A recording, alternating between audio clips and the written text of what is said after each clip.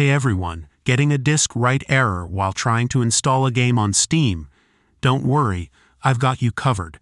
In this video, I'll walk you through some quick and easy steps to fix it. Let's get started. Step 1. Clear the download cache first. Open the Steam application. In the top left corner, click on Steam, then select Settings. Go to the Downloads tab and click the Clear Download Cache button. Confirm your action and Steam will restart. You may need to log back in. Once it's up and running, try downloading your game again to see if the issue is resolved. Step 2.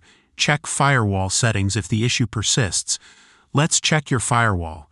Open the Start menu and search for Windows Defender Firewall. Click Allow an app or feature through Windows Defender Firewall on the left-hand side. Tap Change Settings and scroll down to find Steam in the list.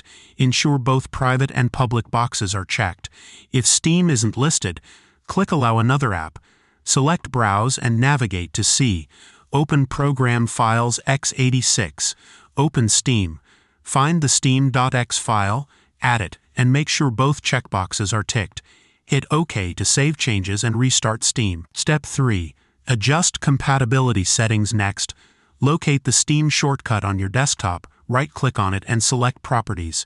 In the Compatibility tab, check Run this program as administrator. Check Disable full screen optimizations. Press Apply and OK, then relaunch Steam to see if it works.